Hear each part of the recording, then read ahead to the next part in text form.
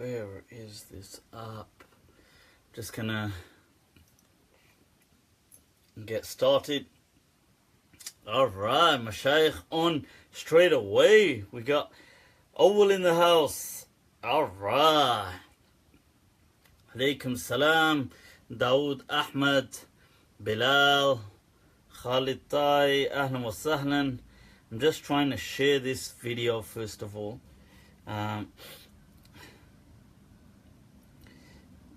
Just to get this shared.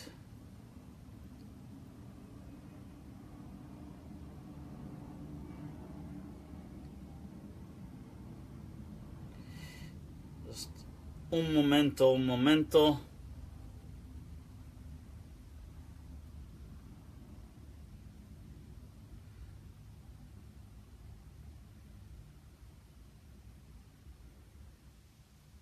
Alright, so almost done. Alright, so ahlan wa sahlan. Inna alhamdulillah wa kafah. Wa salatu wa salam ala rasulih al-Mustafa. Wa ala ibadihi alladhina irtada. Wa man bihudahum ihtada. وبآثار أهل المدينة اقتفى وبعد فسلام الله على القوم وأهلا وسهلا بكم. People, welcome, खुश आमदीद, bienvenidos a todos, and सबको स्वागत हो. I couldn't stop. Sorry, somebody just posted a question. Cracked me up. Right, so Ahlan wa sahlan, people. Ahlan wa sahlan. Right, tuning in. Whilst you're tuning in, people, feel free to, wa alaikum assalam, Fakhri, to like and click share on the live feed to get it out there, to allow others to benefit. And feel free to post your questions below. I'll get to them, insha'Allah ta'ala. So, whoa, people, what another week. Yes, salam. It's been an interesting week. As always, there's some fitan fasad. What can I rest this on? Yes, salam.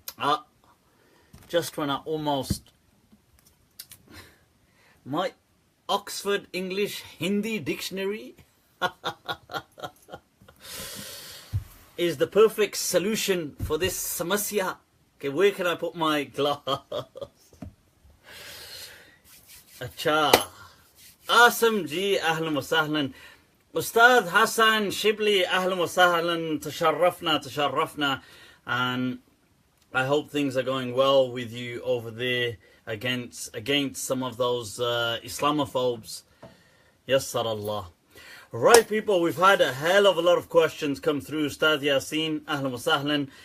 I'll try to go through some of those questions. I'll fluctuate back forth, some that we've already received on my post, and others which you guys just feel free to ask straight away. Momo, ahlan wa sahlan. Momo, all the way joining us from Cairo. Right, so from Al-Azhar and Mu'adh, ahlan wa sahlan. People, these are some of our fresh students that have gone over there to study, to bring back the knowledge, or I could say to bring back the fitan and fasad. Right, so the new range, Nate, following my Snapchat. Right, so people, feet in bed facing east, Qibla. Okay, deal with feet in bed. Okay, facing Qibla, facing east. Like, what are you supposed, like, if your bed is facing east, are you supposed to be like that with your feet then? You know, in the subcontinent they have this concept of the chorel, the kind of like I mean, I don't know what to call it really. The chorel is a kind of like these evil spirits that lurk around swamps, and they have like long hair and like something out of those kind of exorcist movies, except their feet are backwards. So the one way to avoid your feet pointing towards Qibla is become a churel. Right, so there's nothing wrong with having your feet point towards the Qibla. Okay, that's nothing but Indo-Pak kind of Indo-Pak, just culture gone out of control. Churel is like Katie Hopkins. It is actually, it is. They're called shaman. Okay, well, how far can one criticize Muawiyah radiallahu an? Whoa, what a question to start off with. Yes, salam. I was hoping we were going to get something simple to kind of start off with, but I've got a detailed video on YouTube about Muawiyah radiallahu an and the impermissibility, not just Muawiyah, but any companion, to criticize them like that. And it's not about, it's not about sometimes being, you see, because on one hand, people might say, well, is that a contradiction? That, you're somebody who promotes regularly, generally, you promote critical thought. Why not towards the Sahaba? It's not that I have an issue with being kind of objectively critical towards people, objectively, but it's the fact that what good is there to come out of this? So when you are critical to masail, to issues, you may reinvestigate them and come up with alternative views or things like this. But when you are only criticizing, the sole objective is to criticize a person who's lived and died, there's no khair that can come out of that. Okay? So let's move on. Mudathir, ahlan wa sahlan, and balle balle. Right, so let's take another question. Right, somebody asked about Yazid. I've answered that previously. I don't want to really go into that. It's the same whole... I really prefer not getting into these sectarian kind of the whole discourse, if that's okay. We've got many other questions today, so we don't really need to preoccupy ourselves with that. Let's go to some of these questions. Right, so I'll take a look here as well. Ahlan wa sahlan, those of you just joining in, if you'd click like and share, so let other people join in and post your questions below. Is it true that Sayyidina Ali had supernatural powers and took on armies by himself and lifted the fortress door of Khaybar and used it as a shield? I'm not sure if all of those things are entirely true like that, but Sayyidina Ali was an incredibly strong person, incredibly brave, courageous and strong as well. For he was strong, there's unquestionably that is true. Ustad Daniel Hernandez, ahlan wa sahlan, bienvenidos. Right, so I tuned into your other thing where you were spitting some Latino bars. doing it. Right, so that's why, coming back to the question, but Sayyidina Ali radiallahu an was an amazing personality in terms of strength. Naturally, within Islam, sometimes you might get hyperbolic statements, people saying they did this and, so and so, these Imams did this and these scholars forever kept their wudu and they, never went to the toilet or never did anything. I mean, obviously these things are sometimes hyperbolic. We need to accept that, but it doesn't take away from them being great people. Right, so where did you learn? I'm still learning. I'm still studying Espanol. Right, so Salam Muhammad Shaban Alaikum Kama Sutra. Look at Khalid Hussein asking a nutty question. Is Kama Sutra permissible? I suppose this is Q&A live and unrestricted. I mean, of course, any and all of these things are permitted. It's not that these things are not permissible. It's obviously in your own privacy. anything, as Imam Malik's teacher said, he said, once you close the doors, it's all fair game. When he advised his nephew, he said, that was Abu Zinad with the dal at the end, just in case you're wondering. Right, so he said, إِذَا خَلَوْتَ بِأَهْلِكَ فَاصْنَعْ مَا شِئْتَ. Do whatever you want. Imam Zubair Yusuf Zai, Ahlan wa Sahlan, Tasharrafna. Right, let's take some of the questions. Yep, so there's no such thing like restrictions on stuff like that. Right, let's get to some other questions then. What are some other questions coming through, people? How does one get a... Did you stop other women looking at you? Well, at least she's feeding you. Feeding you well, I take it. I think I discovered you via BBC Asian Network, your interview and interesting answers. Oh, right. Okay, that's interesting. Muhammad William Saleh, Ahlan wa Sahlan. Your shirt is too tight. Sorry. I need to stop... I need to stop shopping in the kids section, I take it. That's the... Let's go to some of these questions, man. What is going down here? Whoa! Look at this, people jumping straight in. Is fantasizing halal? What is happening to people? Ya salam. Right, so, look. People, any and all, these things are... We need to stop trying to police these things. Of course, anything, these kind of matters... Look, don't worry about it, okay? Just be natural. Okay, that's the key thing, as long as you remain natural. We have to understand that all things by default, within usul, there is a very clear principle. Some of the usuliyin refer to it as istishab or istishabul hal, which is the law of defaults. And that is the overwhelming law of defaults, is that all things are permissible unless proven otherwise. So with these things too, just take them natural, don't worry about it. And it's, to be fair, okay, from one aspect this could be interesting, because this question about people using their imagination, fantasizing, it's a natural phenomenon, and it would have happened right throughout humanity. So, you know, but we don't have any texts or religious scripture to say this is wrong, and I don't think there would ever be any script. Istishab is spelt with a sad, istishabul hal. The thing is that I don't think there would be ever any scripture to prohibit stuff like that, because it's at an intentional level. And the Sharia was not here to police our thoughts like that. It just simply, it gives us a kind of benchmark to aim for in terms of having higher morals and things like this, but it doesn't try to...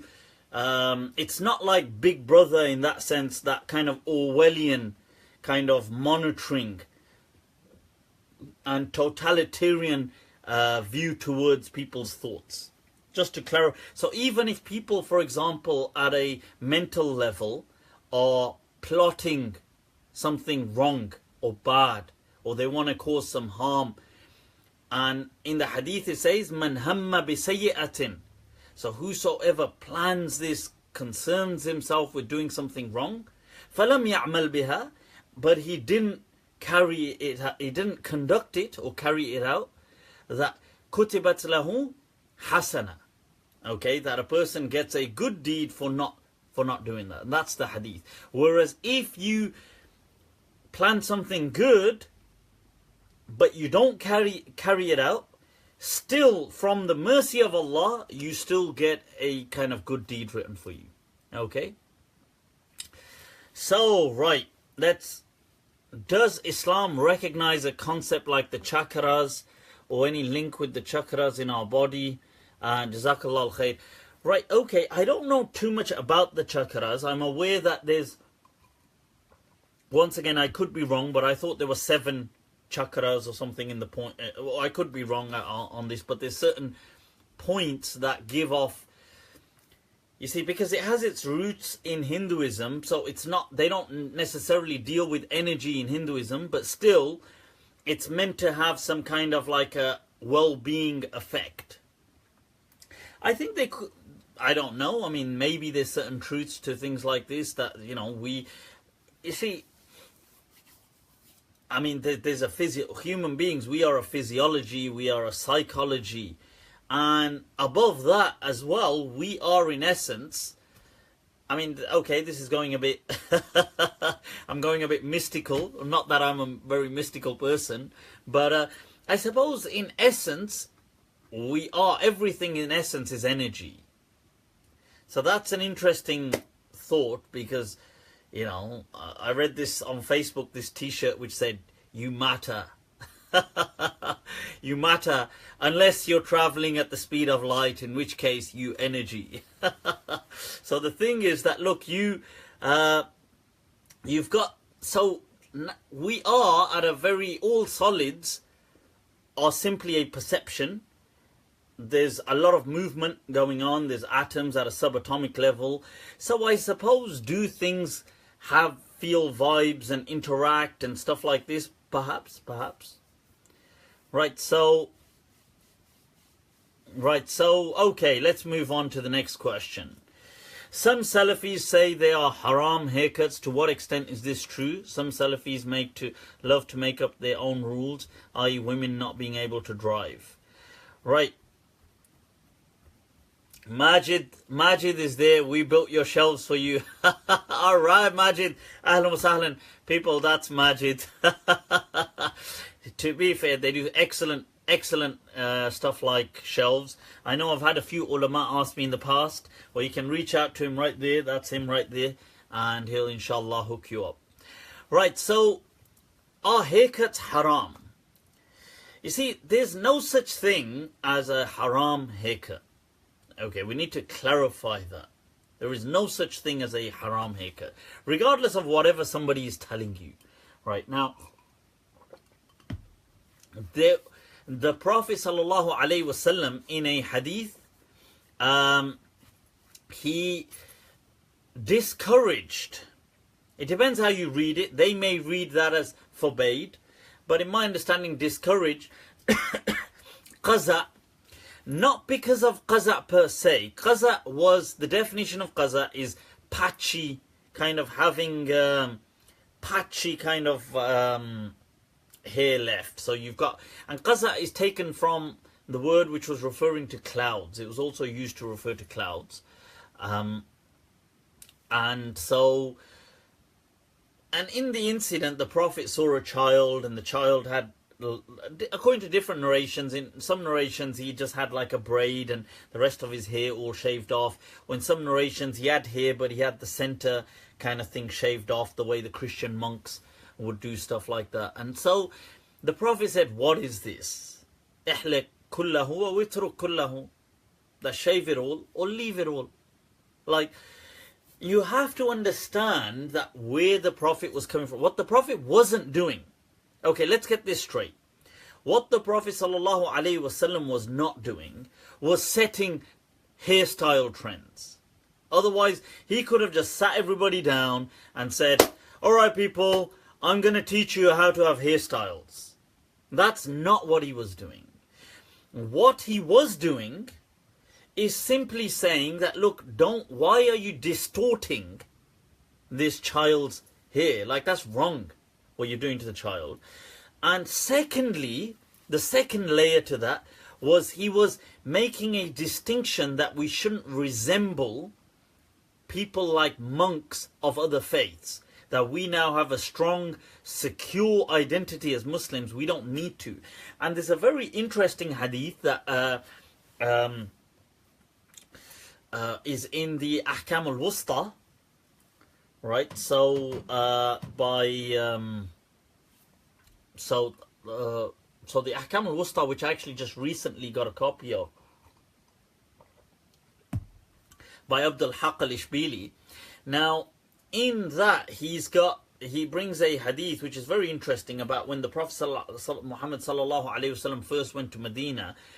when he first went, that before he went, that his hairstyle, like when he was in Mecca, used to be one of pushing his hair back. And a lot of Arabs would do that. And the hadith mentions when he was about to migrate, he started to resemble how the Jewish people would do it. So the Jewish people used to have a style of parting their hair. So the Prophet began to part his hair. And you see this in several other practices too, that the Prophet ﷺ starts to draw a kind of similarity and a bridge between the faithful and the people of the book, and starts to imitate them in certain things, to kind of draw closer to them. So as an example, this is before the migration, like maybe a year or two before this starts. So you start to see things like the Qibla. The Prophet changes the Qibla to the Qibla of the Jews, Bayt al-Maqdis, Jerusalem. And then you'll see, as an example, the Prophet, his own style, he starts to resemble them. And when they move to Medina, the Prophet advises to take certain practices of worship and rituals similar to them. So why don't we fast on Ashura? Since they're doing it, why don't we do this? So there's this kind of connection that is drawn, because the Muslims are at such an early stage of identity that they need scaffolding. They're not actually so stable at that stage to be kind of left. They can't kind of walk independently. They need like kind of crutches as an identity. So within the following years, the Muslim identity stabilizes. And Abdul Haq al-Ishbili transmits in the hadith that how afterwards, within several years, within Medina, the Prophet then goes back to his natural hairstyle. And that's interesting because it shows that, you see, first, a lot of the hadith, the Prophet is always emphasizing, be different to the mushrikeen, to the idolatry people, be different to the polytheists, be different to them, and resemble Yahud wa Nasara. But later on, the Prophet ﷺ starts to say, Khaliful Yahuda wa Nasara, that be different to them now, because we are now stable as an identity. We no longer need this kind of scaffolding around us. We no longer need these kind of crutches to walk as a sociological entity. We are stable. So, yeah, I mean, things like this as well, the hair, it's a part of not resembling them. So no haircut is haram. And what seems to have developed in recent times is this understanding that all hair should be of the same length, which I've highlighted on so many occasions is as absurd as you can imagine, because nobody's hair can all be of the same length. That's ridiculous. That's absurd. This hair from the sideburns can't be the same as this hair which falls to the back. You can't have like that kind of length hair kind of falling out of here and this kind of... Obviously, it must be of varying lengths. So that's just absurd. And why is it that Muslims are not allowed to have hairstyles? Why do we have to be... Why do we... That's just so unfair. That's just like adding insult to injury. Right, Muslims are supposed to chill in this world as well. Why are we not supposed to? Allah says in the Quran, قُلْ مَنْ حَرَّمَ زِينَةَ اللَّهِ الَّتِي أَخْرَجَ لِعِبَادِهِ. Tell me who has made that which Allah has, the adornment which Allah has brought out for His people, who has made it haram? This is a verse of the Quran I give you people, a verse of the Quran. Let's move on to the next question. Is boxing allowed? Yes, boxing is allowed. That's absolutely fine, Tab. It's not a problem. Need to copy the mushriks. How far do Muslims need to copy? No, we don't need to copy. I think somebody misunderstood me. We do not need to copy any mushriks or anything. So I'm not saying that at all. Talking about hair, will you ever do a Monday night without doing your hair?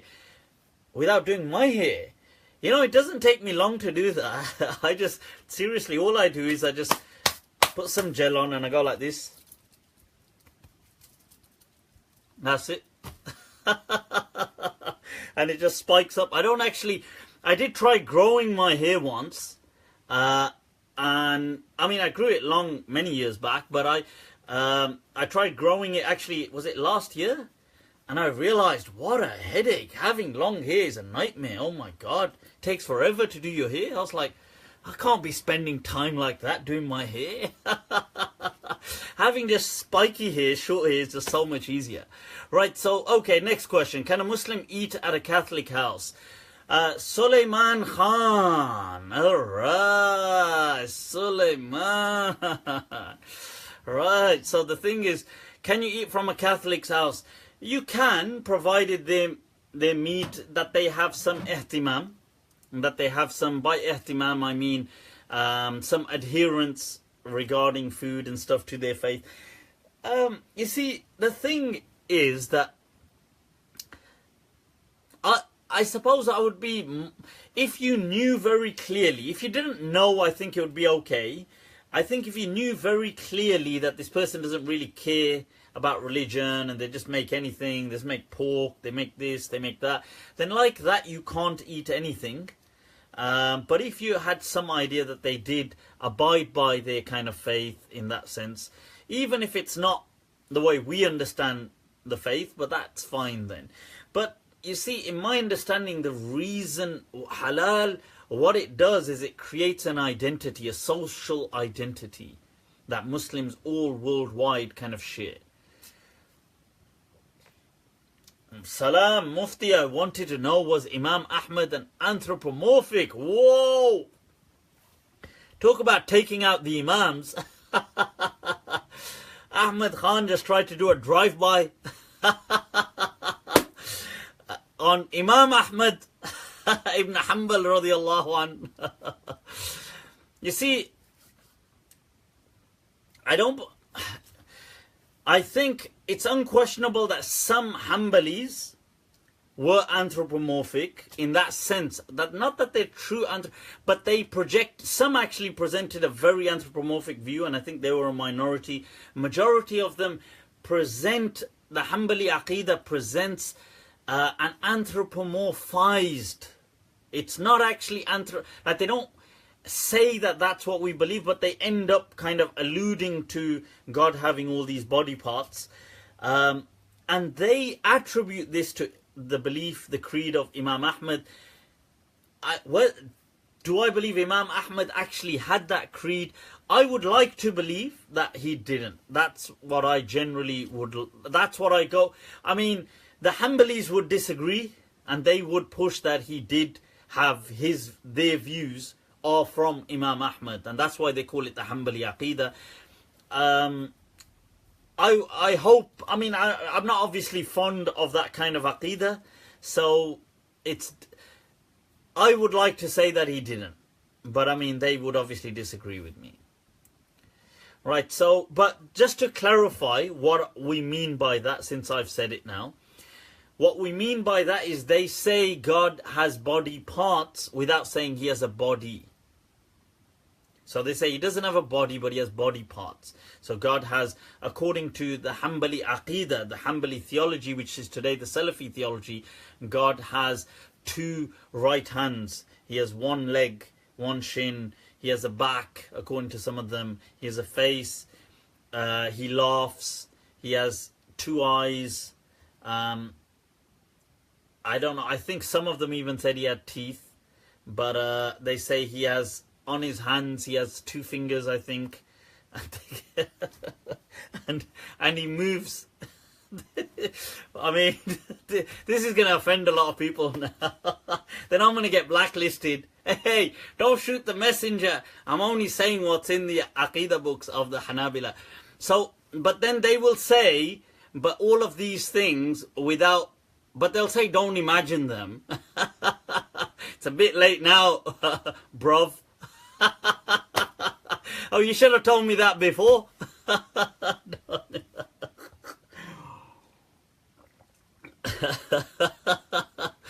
No point telling me not to imagine now. You've got no idea what I can imagine. This thing in here es muy loco. It has no kind of restraints on it.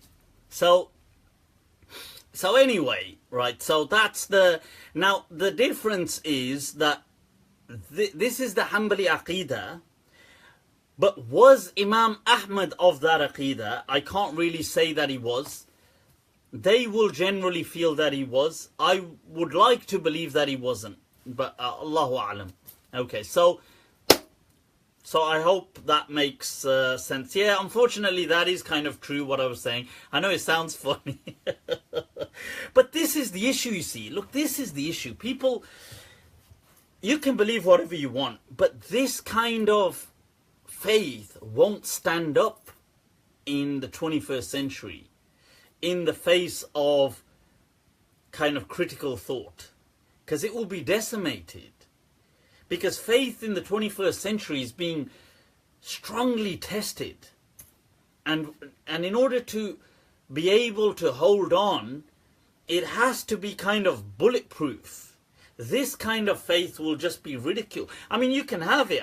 Look, people can believe that. I'll respect you, and I disagree. Look, okay, I agree that you can laugh. Okay, people might disagree with me on this, but I believe you can laugh at concepts. It's not haram. I believe that, but you shouldn't laugh at people.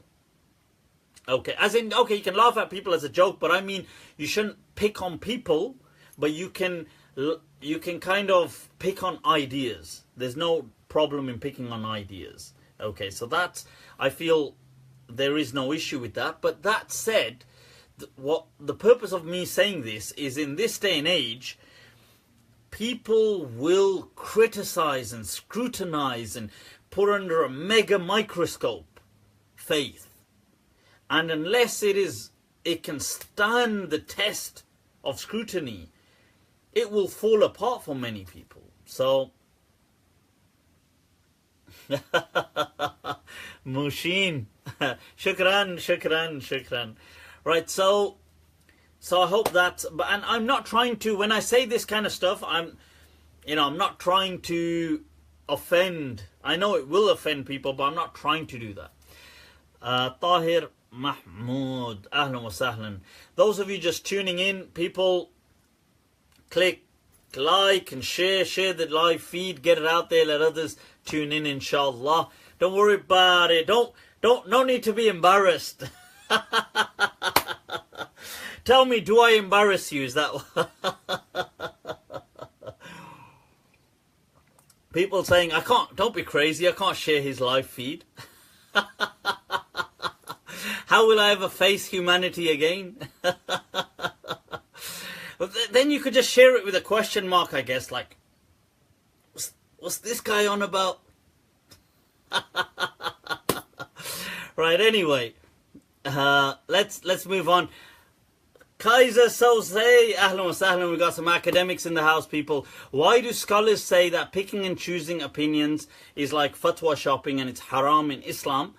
I don't think, look, it's definitely not haram, and I've got a short video. If you Google it or YouTube it, it's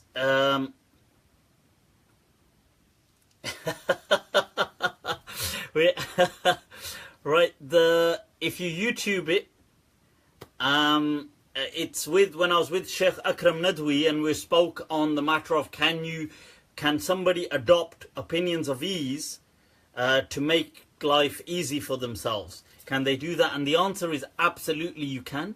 And the hadith of the Prophet sallallahu alaihi wasallam in the Musnad of Ahmad is inna khayra dinikum aysaruh, inna khayra dinikum aysaruh, inna khayra dinikum aysaruh. That the best of your deen is that of most ease.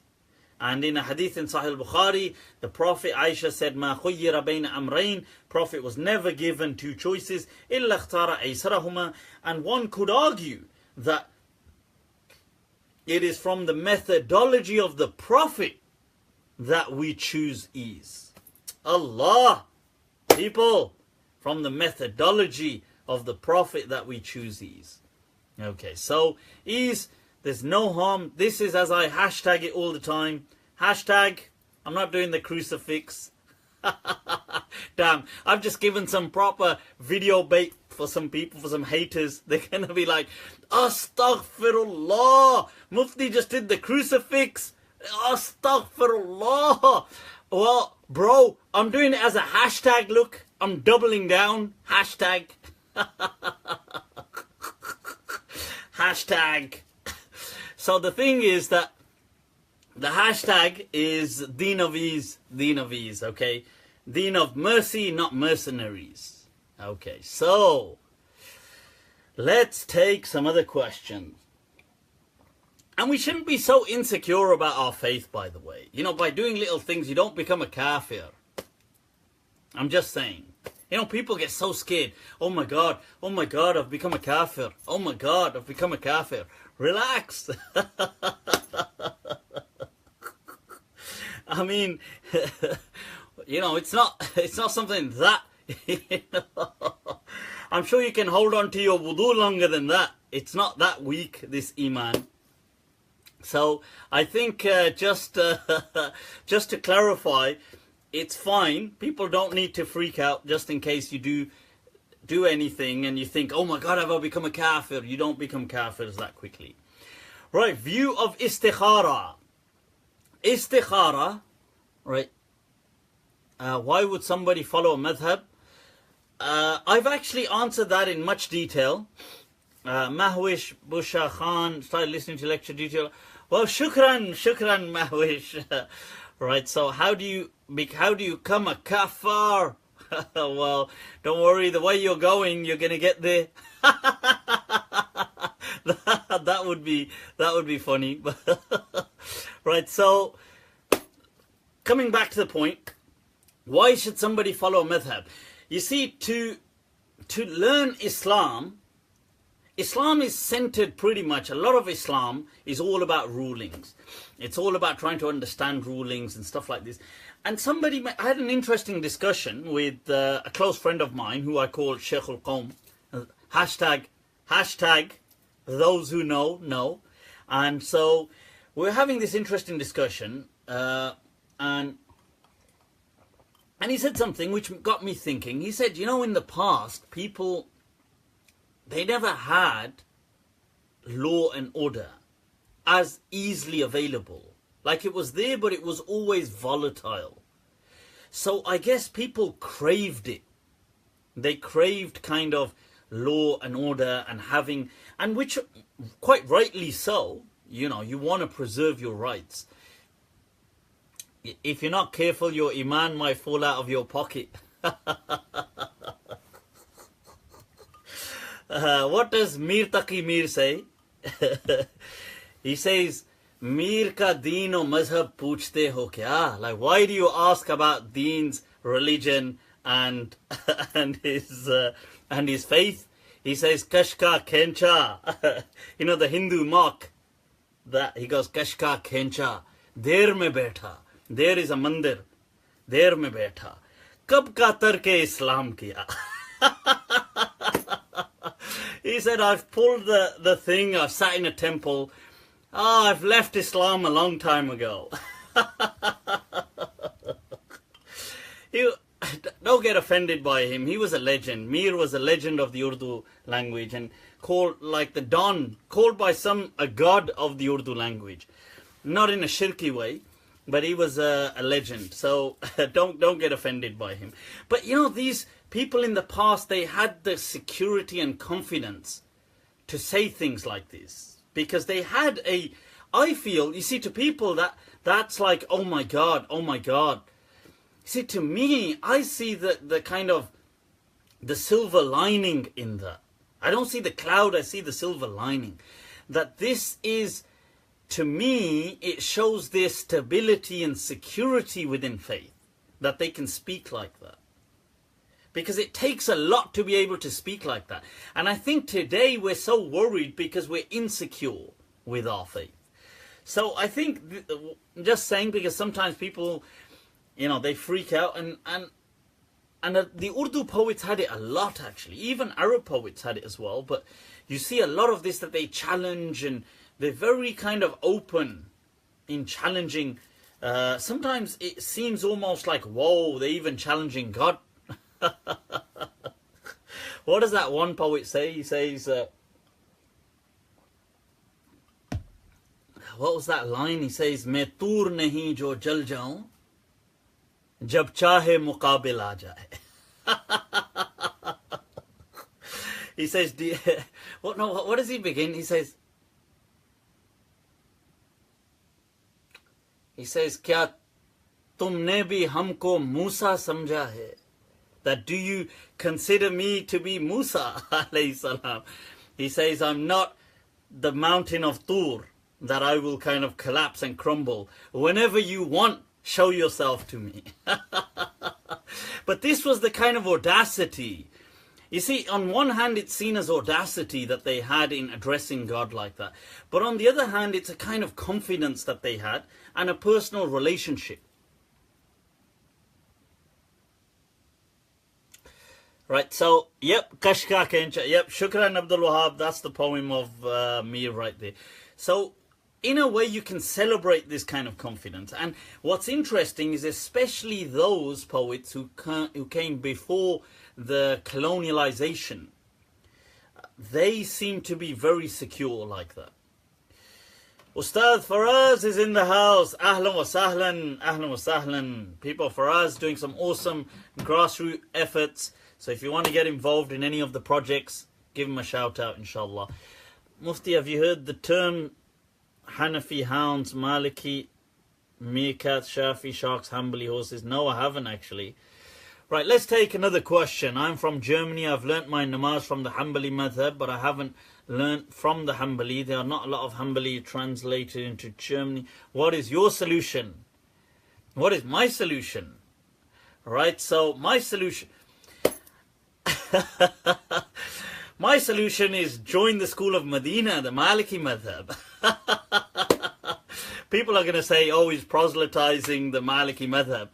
But it's just so cool, the Maliki madhhab. I can't help it. Somebody asked a question earlier on that why should you follow madhhab? Because you need a basis. You need to begin somewhere. You need to develop and adopt a particular kind of outlook. And let's face it, most Muslims will never totally preoccupy themselves with the kind of deen like that, in learning the deen. So this is a healthy way to learn secure fiqh with a connected tradition, unbroken chain going right back to the companions and the Messenger of Allah sallallahu alaihi wasallam. Right, so sorry, I got distracted. I get distracted. Damn. Right, so I was speaking about a discussion that a friend of mine was having with me, and we were speaking about in the past how because there wasn't law and order so easily available, or it wasn't taken for granted, perhaps that is why the ulama of the past were overly concerned with fiqh and law, because that was something that people yearned for. The preservations of rights and structure. And today, I mean, people still yearn for it, and I'm very passionate about fiqh, but today in the world, especially in the developed world, we do have structure and law and order, and you know, if you want to look at Maslow's hierarchy, we've kind of moved up a bit. So it gives us time to now reflect on things. Okay, and so now people will start going back to kind of philosophical problems and conundrums and things like that. Marriage is one of the most pernicious issues of our age. Is there an argument based on maqasid, benefit versus harm, to permit Muslim marrying men from other traditions? Faraz, wow, what a question. You see, generally, in my understanding, okay, first of all, let me answer the question. I don't think you're going to find many people permitting that at all. I think you'll find some discussion on can Muslim women remain married to non-Muslim men? As in, let's say they converted and things like this. That's the kind of leeway that you will find. But taking a step back, in my understanding, nikah was something which really was permissible between all people, all races, all creeds. In essence. So anybody that wants to just snip that bit and just do another refutation on me. Oh, there's a bloody another refutation came out against me just yesterday. People have such a unhealthy obsession with me, honestly. I'll come to that refutation a bit later on. But so there was another PDF refutation released against me. But so just coming to this point, I don't want people to kind of lose track. I believe in essence when nikah, the concept of nikah was nothing to do with faith in essence. Right. I think in essence nikah is only really just between two human beings. Islam then, I think, in a way superimposed these kind of things about religion and stuff like this, like keep it within the same faith and stuff like this, for several factors. One of them being obviously that there will be less issues naturally when you don't have a conflict in religion, and other things like that. But also because I think the Muslim society needed to excel as well, and it was important even for civilizations to develop. There were certain things about developing a Muslim society. So, and then that's it. Then it just went down that trajectory. So things were no longer allowed with other people. But this is why there was always confusion to some extent on some things. So this is why, first of all, I think saying you can marry Jews and Christians was okay.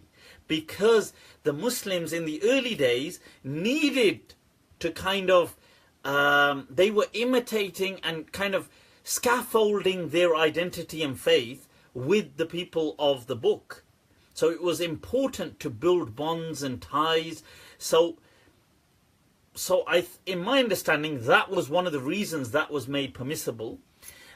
There are other, another reason could be that, well, and that is often offered, is that, well, they share the same profits and stuff like this. That is part of, that ties into my reason in saying that's why they were sharing identity with them, because we had a closer identity to them than we did to, let's say, the mushrikeen, the polytheists.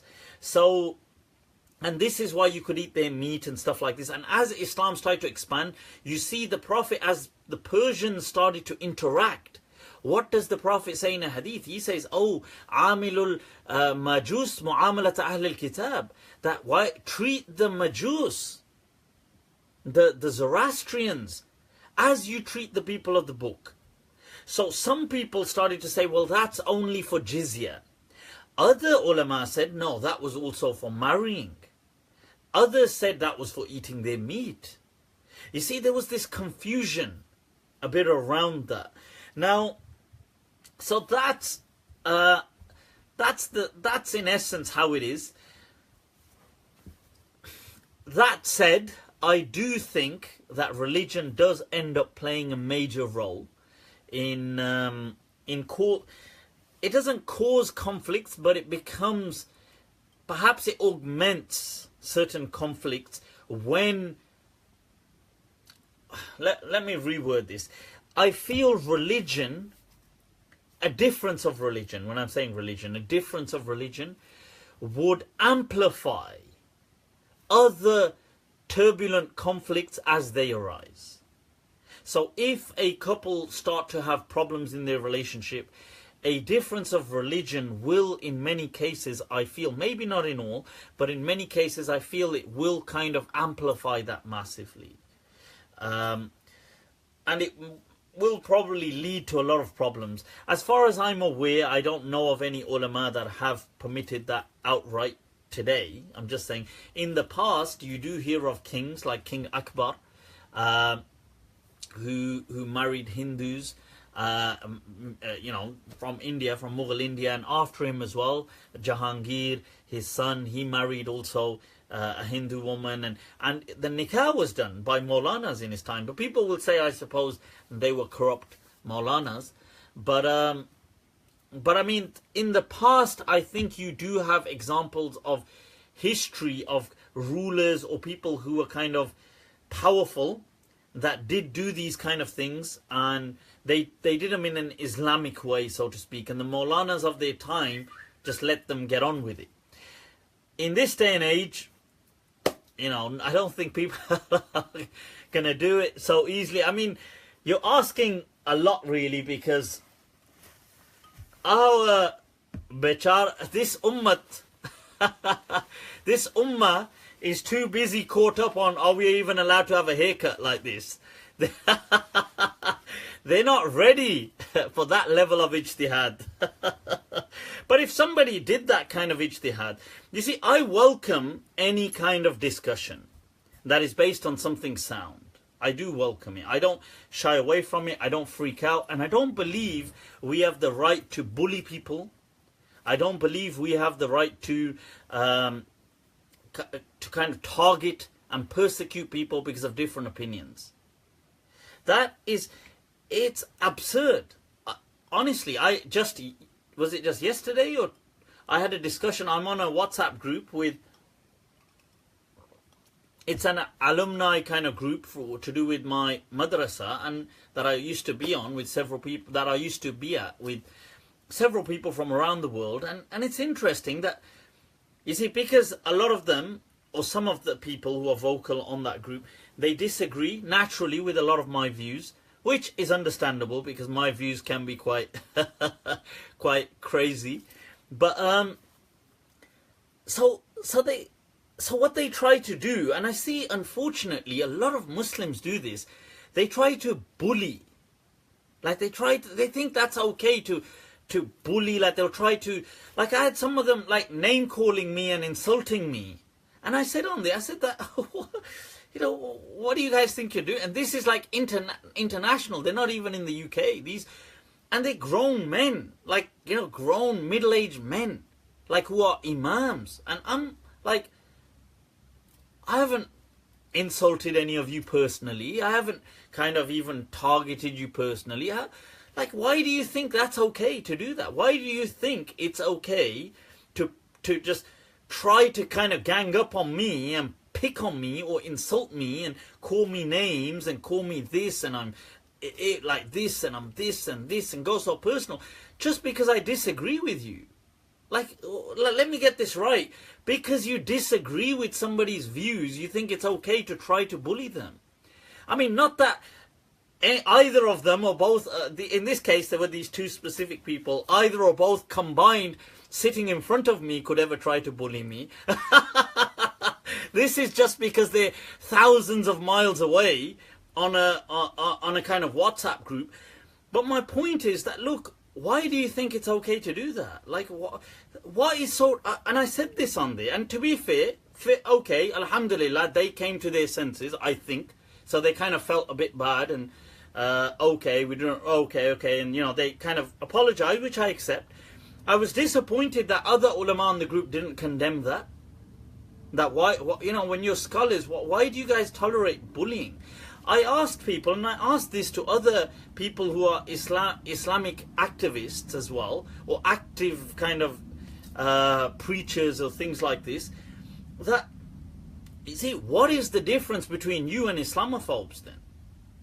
Like, if you think it's okay to bully people once they disagree with you because they have a different opinion or a different belief, like, that's not how beliefs work. Like, we're not in that day and age where you can bully people into beliefs. Like, discuss it with them by all means. Bring your evidences. Maybe you might convince them. Maybe, yeah, no, I'm just saying, by the way, when I said these people are bullying me, it's not that they, like, I'm not joking, like, I was being serious, that in front of me, they would never dare to bully, to try to do these things. But I mean, as an example, they were doing this, like, ganging up and just trolling and going and being very personal. Like, if I start attacking you as a person. So my point of this is that when people have different Islamic beliefs or different beliefs, you have to tolerate and accept the diversity. You have to. And that is a part of, one, it is a part of our Islamic strength, but two, for us saying, okay, rant over, right? But it's also it's part of this growth. So okay, let's get to the next question. What was the relationship of Imam Malik to Jafar al-Sadiq? And okay, I've answered this before. I'm not exactly sure what the... I know I have said before that Imam Malik was a contemporary of them, and definitely Imam Jafar al-Sadiq. But he doesn't... I think there may be one or two ahadith he transmits from him, but he doesn't generally transmit his teachings in per se. So I don't know why that wasn't. Was it political? Was it because he disagreed? Or was it he's just busy with other things? Or was it because that wasn't his main teacher? I don't know. Okay, we can speculate, but I don't know. There isn't a clear answer why Imam Malik didn't transmit, or any of the other Imams, Imam Abu Hanifa, Imam al-Shafi'i. Why do other Imams not transmit from the Ahlul Bayt Imams? But they just don't seem to. Does that mean there's some hidden fossils that can be unearthed about some political stuff? Maybe, but I mean, I'm not aware of them yet. What were some of the reasons for Imam Malik to prefer Imam Nafi's reading over Qira'at Amma Hafs? Okay, Sahil, Nafi's transmission within the Quran, he transmits like the reading of the Quran, which is still found in parts of North Africa today. So Morocco, Algeria, maybe parts of Tunis, maybe Libya, stuff like that. They have the Qira'ah of Nafi', and there's certain subtleties which vary in dialect, so they don't sometimes read the Hamza so much, and they kind of blend certain things as they read. That's one way to read the Quran. That was actually the dialect of Quraysh. So that's how Quraysh used to speak Arabic. The general Quran style of reading that we have is, in my understanding, the universal standard Arabic that all Arabs would use when they were conversing with one another. So that's why it remained the popular, and why Imam Malik chose Nafi'. One, because Nafi' was in Medina, but two, because it was the dialect of Quraysh. But you don't need to adopt that to kind of feel closer or anything to the Prophet. This is the Quran. This is the standard way of reading. It is widespread. Alhamdulillah, it's awesome the way it is. We don't need to necessarily... I mean, if you read already Nafi', that's great. The variation of reading. But you don't need to feel that that's somehow more closer to God or to the Prophet. That's not true. They are all from the Prophet. Okay.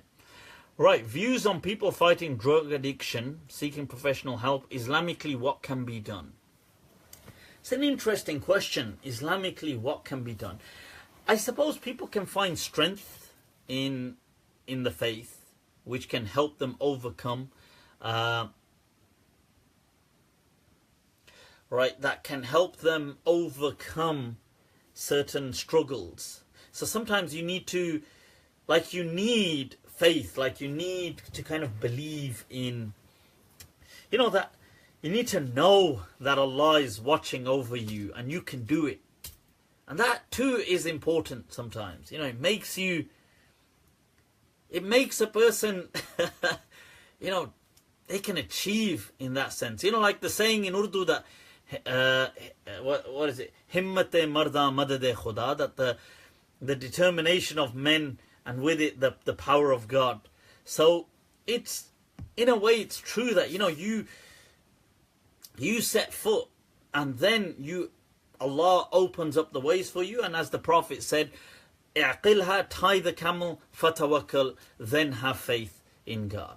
So I would say that faith can help definitely in doing dua, in becoming preoccupied.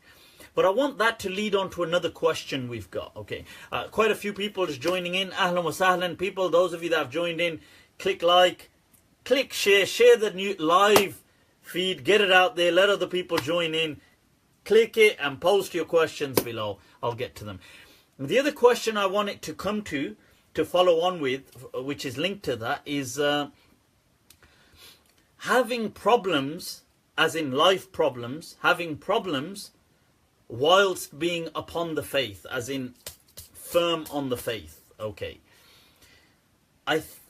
It's very important that we understand that problems are a part of life.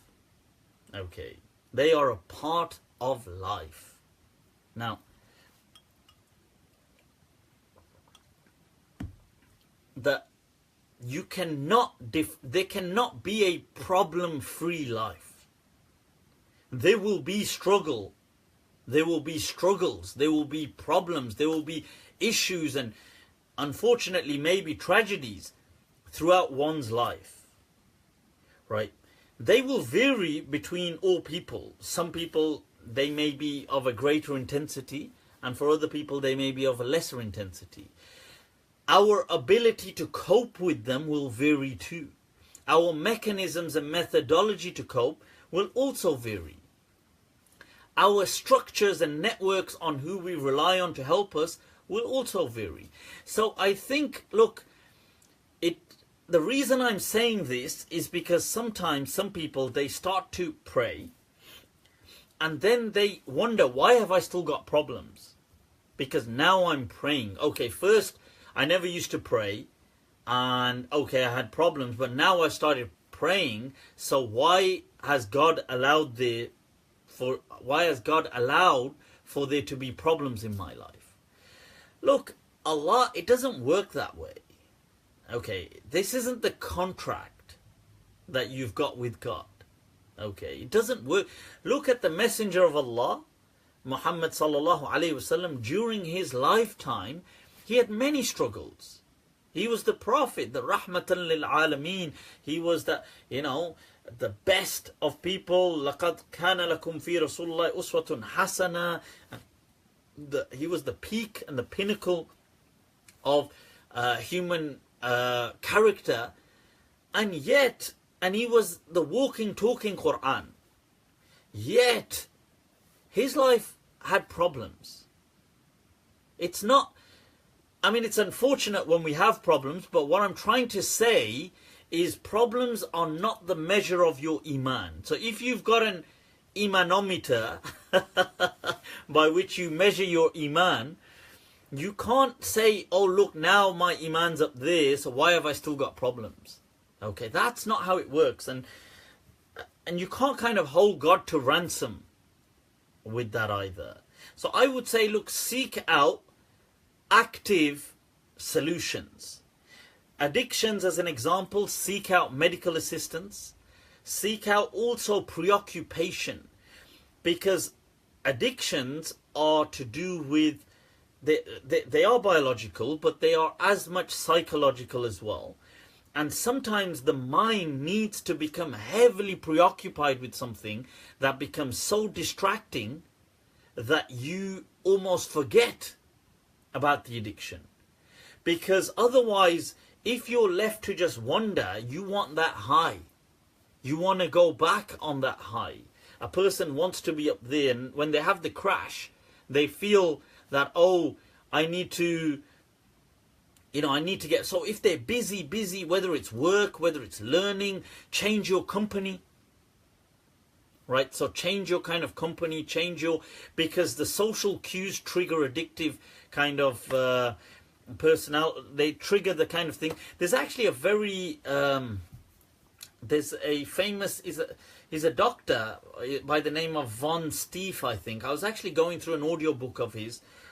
It's on the brain and on addiction. If you Google brain and addiction, he's got an excellent book, which I was going through, and he speaks and he gives a lot of advice on from kind of as he calls them, addictionologists.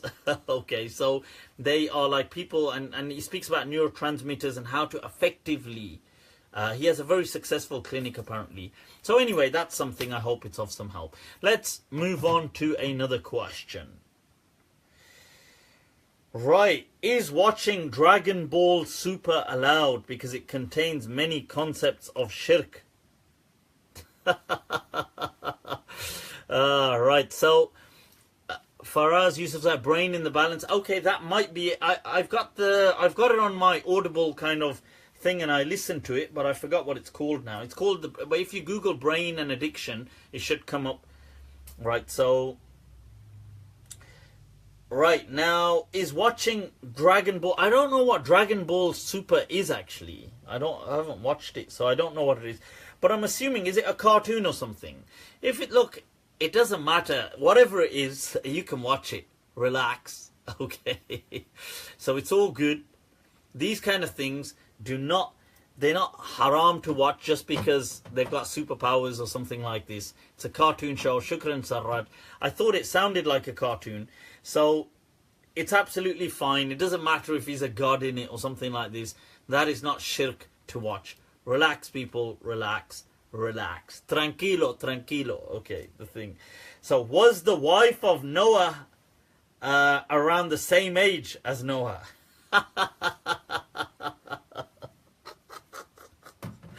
Wah! From Qomlom. That's it. I'm not making that up. That is the name. Qomlom. Qomlom. From all the questions that are bothering humanity. Here you've got Brexit. There you've got the Donald Trump administration going on in the world. There's about to be an outbreak of nuclear potential war between North Korea and between the United States, plunging the whole of humanity into annihilation. We've got social media drama at unprecedented heights trying to scandalize scholars. We've got... Qomlom, however, is sitting at home and he's incredibly bothered.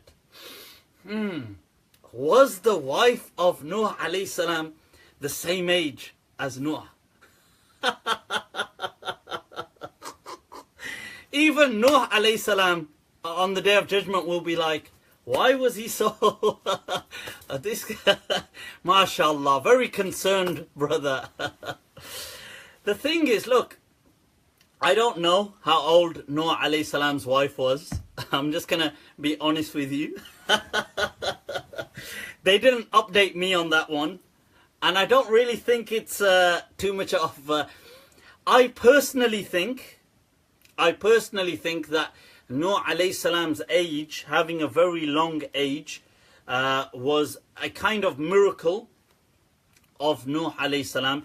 I don't believe it defies the laws of nature or physics, because I believe it is possible, and even scientists today are working on and have come up with many ways to kind of extend the longevity of humanity, and they're trying it out on animals. And I mean, worms as an example, they already have for a while been able to extend the life of a worm to 6 times its regular lifespan. And so these kind of things, so I feel it is within the realm of nature, but it doesn't normally happen. And as it happened with Noah alayhi salam, I think it was a miracle. Whether his wife was of that age, I don't know. I honestly don't know. I could just give you an answer. ऐसे ही तुक्का लगा लूं. just blag it. No, I can't blag it. Then there'll be a scandal. Right, so if you find... Oh, damn, see, I was just about... Somebody just said that this is the second week I'm posting this, Mufti. So I was just about to answer it and it closed on me. Maybe that's a sign. It's a sign, people. Right, Ahlul wa Sahlan.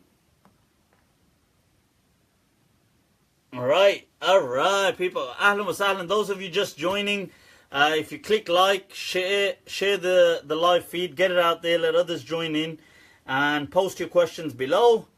Let me get to them. Come on, people, share out that feed, let other people join in. You see, this is the thing about goodness. You should kind of like, you should share it out. Get other people. Don't be, don't kind of like be tight-fisted with the khair that comes your way. So, isn't a miracle that which defies the laws of nature? It is. A miracle is that which defies the laws of nature, not which is... You see, things like longevity in age do not defy the laws of nature, because otherwise scientists wouldn't be able to do it right now.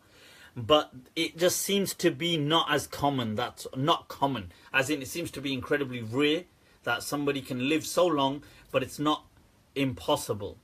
Abdul Basir just says, Abdul Basir it must be, yeah, says, I give up. Don't worry about it. Give up, man. Don't worry about it. Should we eat halal meat only? As opposed to, I'm not sure what that is as opposed to. Should you eat halal meat as opposed to what? You can't eat haram meat. Nope, you can't eat. Can we carry out a burial through Zakat funds for the needy in the UK? Absolutely. Absolutely, Abdul Basir. And shukran for that suggestion. I find that a very noble suggestion. Thank you. I think suggestions like this are what humanity needs. Burials ought to be. I think they're very pricey kind of processes. And where people are struggling, I think Zakat should be utilized to help those who are struggling with funeral costs. And I think that's a noble kind of thing. I never actually ever thought of that. And that's why I'm saying thank you for suggesting that. It's very noble. Right, okay, the Quran only forbids eating 4 things. That's true. Carrion, and so on, that's true. Should we go to eat where there is halal meat only? I'm not sure what that means, Mawish. I mean, you can go to a different place that has non-halal as well, but you as a Muslim would just eat halal, if that answers your question. Sacrificing their own happiness, home makes them happy. Work, home, is a person allowed to go live his own life against the wishes of parents if they feel they are being unreasonable? Fakhri, you should stop wearing those type steroid questions. Steroids, right? Steroids are an issue of legality, not an issue of theology. They are not haram from an Islamic or religious perspective. They are an issue of theology, legality, as in they are maybe illegal and stuff like that. And they can also be dangerous if not used appropriately, or if people don't know what they're doing and stuff like that. So I don't advocate that kind of stuff.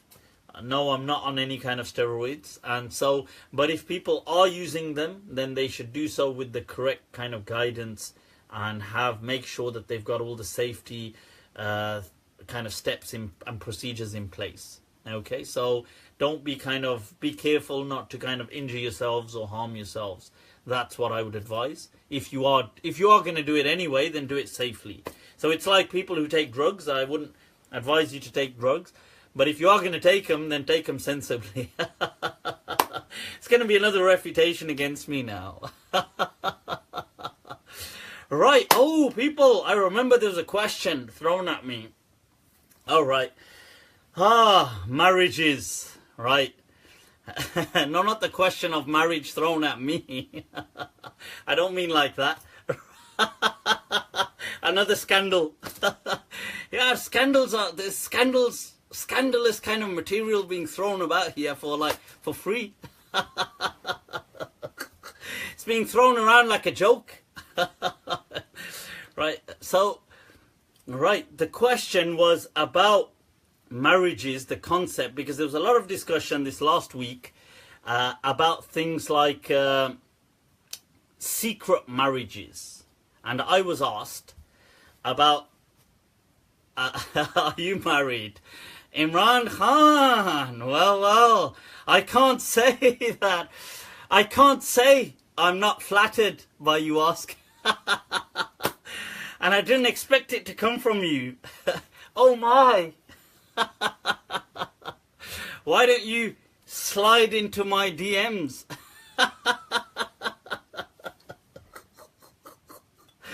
Right, so the thing is, the question is, there's a lot of this discussion on social media this last week about secret marriages. So I was asked as well, as many people, that what's the situation on this? So I did say I'll answer on my Facebook Live. So people, since this is very important, some of you just tuning in, I laugh too much. Well, I'd rather laugh too much than the opposite. Right, so the thing is, I'm getting to it. Imran Khan, what do you want me to say? Many a times? Is that what you want me to? Right. So people, if I'd like you to all to kind of click share this feed, get it out there. I want this kind of to go out, let other people benefit with this. You're not angry enough, lol. So if you can get this out, come on. I'm not seeing any, and don't think I can't see when it's not being shared. Like I can see, it's not getting shared. Come on, share it, god damn it. Get this out there. It's a very important question, and I'd like other people to actually benefit as well. So those of you that haven't clicked it, if you can do that, shukran, much appreciated, Imran Khan Sahib. Right, so now this question, because the reason I want to tackle this then is I saw a lot of discussion on this. Now look, I'm going to state certain things, so brace yourselves, okay? This is like, you know, when you're on a flight and they say if it crashes, then you'll hear the words brace, and then just brace yourselves. Assume, what's the safety position? I will always just have my earphones on and I just go to sleep. I don't listen to the... But what is it? It's like... and the whole aeroplane is decimated. It's in pieces. But you're absolutely safe and sound. And they say, well, how did you... And you say, well, oh, me? I went like that. I had the safety position. So, anyway, let's get back to... So, brace. Right, this discussion. Right, secret marriages. God damn. What? It sounds so horrible, doesn't it? These kind of things. Right, now... Right, Islamically, so I'm going to say some stuff which you might kind of, I don't know, might be new to some of you. Look, Islam does not govern. It does not have a totalitarian attitude towards people's lives, contrary to what people may want you to believe. Islam is not totalitarian like that.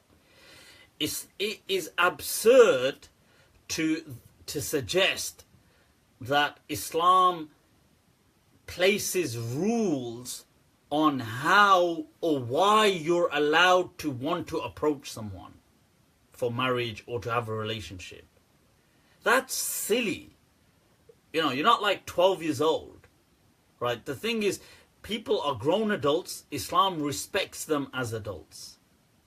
It doesn't expect you to... marriages happen for all kinds of reasons. So they will happen for pragmatic reasons, for stability reasons, for support, for help, for intimacy, for maybe familial kind of, I don't know, bonds, strengthening of family bonds. People will do all kinds, or they will have all kinds of reasons. Islam doesn't govern their reasons. That's like me saying, oh, you're only allowed to have a friend if you're going to be 100% sincere. Otherwise, you're not allowed to have friends. I mean, that's so dumb. What the hell is that? Of course you can have friends. Look, people, when they have friends, they may have motives. We're human beings. Sometimes you may have different motives. You may think, oh yeah, you may think, oh, that guy's so cool, I'll hang about with him. Fair enough. Or you might think, you know what, that person's so connected.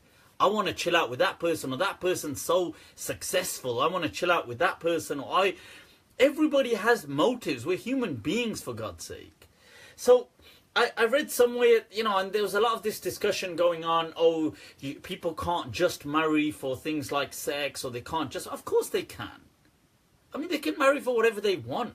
Like, let people be. Like, you're not here. Nobody's here to kind of, to govern people. Okay. People can marry for whatever reason they want. That's the first point. The second point is Islam does not stipulate, and in fact, we do not actually have a concept in Islam that marriage must be undertaken with the intention of till death do us part. That is a Christian marriage, as Abu Bakr ibn Arabi says in his tafsir of the Quran, in Ahkam al-Quran, that if we said that till death do us part, that would be a Christian marriage. But Islam has no problem with it lasting that long either. So it's not saying that, Islam is not saying, right, it needs to end. It's not saying that it needs to end. It's not saying that it has to reach the end. It's just letting human beings be. It's like friendship. Does Islam say how long you're allowed to have friends? Does Islam say, oh, you're allowed to have friends as long as you have them till you die? I mean, that's ridiculous. Like, people have friends and they fall out of friends. And it's the same thing with relationships. Islam does not govern like that. Okay.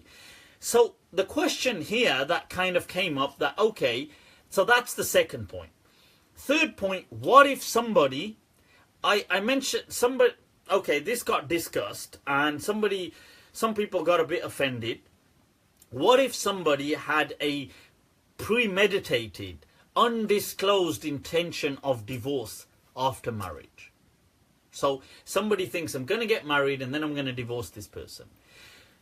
That's not nice, it's not good, but it's not haram in Islam. Okay, it's not haram, and it doesn't invalidate the nikah. Because, you see, to say it will invalidate the nikah, you have to impose the opposite, which is the intention for it to go through, to perpetuate and live on forever. And Islam doesn't have that it doesn't mandate that a relationship must go on forever. And if you say that, well, it doesn't have to go on forever, but it has to go on for a period of time, then what period of time? What period of time becomes sufficient? Now, so because of that, it's absurd to kind of stipulate periods of time. Therefore, if somebody did have that intention, and I know in the past people did this more so, there were travelers and stuff like this, and they would settle, like Ibn Battuta, the famous traveler, wherever he would go, wherever he would stay for a week or 2 weeks, he would always marry in that village, and then when he would leave, he would just leave, and he would divorce. But they had a culture where that was okay. Now, this is not haram in Islam, okay. Now, so that's, just to clarify that. That said, I'm not saying Islam does not advocate that behavior. In fact, I'm not saying people should do things like that. And in all honesty, hardly anybody does that. Hardly anybody does that.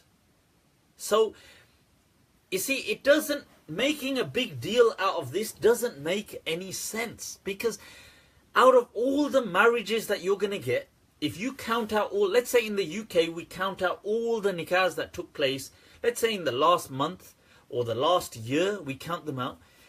Out of every 1,000, I think you'll struggle to find one that is secret nikah. Like of this sort, or maybe, okay, you might find one out of 1,000.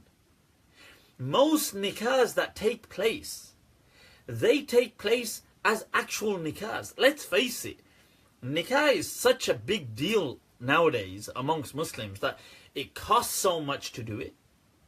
It's such an undertaking. It becomes families are involved and all this kind of nonsense.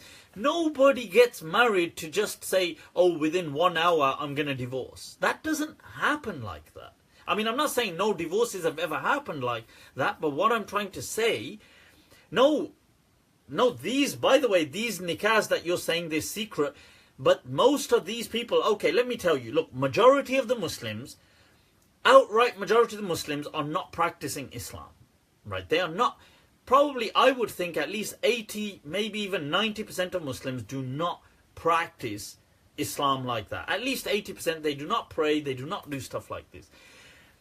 The vast majority of Muslims, like especially of these that don't practice Islam, look, I'm going to be honest with you, if they want to have sex, they're going to have sex. They're not going to really care about stuff like this. I'm just being honest with you. I'm just having an open, honest conversation. Let's not be super ideal. Let's just be honest. Look, I'm not a judgmental person. Somebody could come to me and tell me anything. I would not judge them. Okay. Because of that, I have several people, they come to me, tell me their issues and their problems sometimes. I don't judge them. I can tell you that, look, these things are very common. Okay, so if a regular person, and it's more common in males than females, so the females may be more reserved, but it's still not uncommon, put it like that. I'm just being honest, but with men, with Muslim males, those who ain't practicing, I would think the outright absolute majority, absolute categorical, like normal males, regardless Muslim, non-Muslim, Muslims are no different, right? Those who are not practicing, out of men, I would probably think 8 or 9 out of 10 just sleep around. If they want sex, they just have sex. They don't care like this. I'm just being honest. With women, I think it's far less, but it's still a substantial amount. It's not like 1 out of 10 or 2 out of 10. It's still substantial that if they want to, they will just sleep around. It doesn't, they don't sleep around like in a, I don't mean in a slutty way, but I mean it in a way like if they're in a relationship or they like somebody and they wanted to have, I think it's less, significantly less than the males, but it's still there and it's significant. So it's not about, you know, they're not thinking. Now you're coming to the small minority of people who are practicing Muslims. Out of them, only a small amount will go through this hardship to have a secret nikah. Not all of them are doing this. Out of them, some of them may go, because to do a nikah, most people don't know how to do a nikah. So they need to find a mulvi, they need to find a maulana, they need to do this, they need to do this. Let's just be honest, this is what they need to do. A lot of them don't know any maulanas that will do it. They're too embarrassed to ask. They're too kind of... so it happens really. It does happen. Or I'll tell you where this happens. It happens in those cases where a guy and a girl are already sleeping with each other for so long that they decide to, look, since we're doing this anyway, why don't we just give it some kind of a nikah format? This is how it tends to... In my awareness, this is how it's... Where it happens, it may happen like this. Now, right, listen, I'm not discussing sin right now. I'm just describing society as it is. Okay, I'm just describing it as it is. So the reason I'm saying this is this thing of secret nikahs, like there's some kind of pandemic. They're not. Right? People are not going around having secret nikah. Yes, they're going around sleeping around, but they're not having secret nikah, so we don't need to create this sensationalism around secret, dirty nikahs. They're like, if 1 out of 1,000, what percentage is that? I mean, you tell me, exactly, this is negligible. It's not like something to make a big deal, like the way people turned this into an internet sensation over the last week. It was discussed on so many forums, and it's not like that. So that's what I wanted to clarify, okay. The next thing I wanted to say, low commitment nikahs. Okay, these probably happen more than secret nikahs, or they could be linked as well to, so secret nikahs could be low commitment nikahs, or low commitment nikahs don't need to be secret nikahs, but they are low commitment. So if a person was to say that, oh, like let's say for example, a woman was, I don't know, she was independent, had her own thing, her own lifestyle, she had her own career, she's interested in companionship, but she doesn't really want her husband always around. So she got married to somebody in a kind of distant, they've got a low commitment relationship. So that I suppose they meet up, they might go on holidays, they might go out on dates, they might do stuff, have sexual intimacy, but they're not around like a full-on kind of like a normal, what you might see as an average family. This is considered a low commitment nikah. Okay, like I'm calling it low commitment. People might call it misyar or other things, right? So or in the words of Eric Erickson, low commitment, high exploration. He was a social psychologist. He wasn't talking about this, by the way. But so now this low commitment nikah is not haram. Okay, Islam doesn't govern people like that. People just do whatever they want to do. If somebody wants a relationship like this, it's their life. If they don't want a relationship like this, it's their life. If they want one that's full on, fine. If they want one like this, it's fine. It's not like Islam isn't going to tell you you have to be like this, you have to be like this, you have to be like this. Okay, so just to clarify these points, okay, so I just wanted to put that out there because a lot of people were asking me these kind of things and I was seeing them being discussed on other forums. And in all honesty, most marriages that happen, overwhelmingly, over 99% of all nikahs that take place, generally, they have so much invested in them that they are actually hoping for them to be long-term. That is how reality is. Okay? So, I'm just explaining that, okay? So, let people be, let human beings just be. This is the reason. And you know, sometimes people say things like, oh, this is another point worth adding here. That people say, oh, but you know, women, you know, like girls, be careful. You know, girls, be like this, be like, you know, be weird. Like, guys are like wolves. Which I suppose in a way, guys are. I always say that men are just dogs as it is. I just put it out there as a real statement. But on this point, look, I wanted to add as a valuable point that, look, you know, being realistic, these kind of low commitment things and stuff like this, wherever they're undertaken, sometimes it's not just, I know obviously you think that it's always for the men, sometimes they may be better for women too. So it's not like, you don't need to be so judgmental about how people have relationships, because they could be better for women. Sometimes there's many cases where women are sometimes divorced, got their own children, they don't want more family, they don't even want, you get many of these women don't even want a man around, they don't want a man around, but they don't mind companionship. So it's not, you know, and that's their choice, it's their life. So it's not, this isn't just a mono-tracked kind of thing. And when I read some of these things online and the way they make out all, I say anyway, all men are, you know, but the way they make it out like all men are just out there doing this and all Muslim men are just predators and all Muslim men, I just feel that's a bit unfair, that's all. Anyway, let's get to the next question. I hope you're going to address the ethics in terms of character, honesty and integrity and not harming others. These things aren't haram based on human psyche. Is really doable, and can people in today's world engage in such a way, abuse of something that isn't haram? Hina Khalid. Right. Alright. You see, look, what honesty, integrity. Right, that's true. But look, let's face it. Every human being is in it for themselves. Let's just be honest. Since you're speaking about honesty, let's have an honest, open, transparent conversation online here. And this is with all of you online. Let's just be open. Look, every human being is self-driven. Anybody who tells you otherwise is at best delusional or just lying and misleading you. We are all self-driven.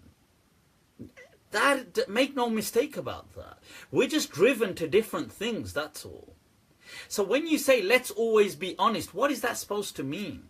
Like sometimes some kind of honesty you can't say in society. It's not about, you know, oh, you should always... Like, let's just say, I'm just being honest, let's be honest. If somebody was ugly and they say, oh, how do I look? You're not going to say, you look ugly. God, you're so ugly. You wouldn't say that. I mean, what happened to honesty, integrity, what happened to truthfulness, and what happened to... Or somebody says, what do you think of me? You're not going to say, I think you're a beep, beep, beep, beep, beep, because you do think those things. You're not going to be honest, because in the real world, in some things, you can't be honest. You have to be diplomatic. Look, people have different things out of relationships.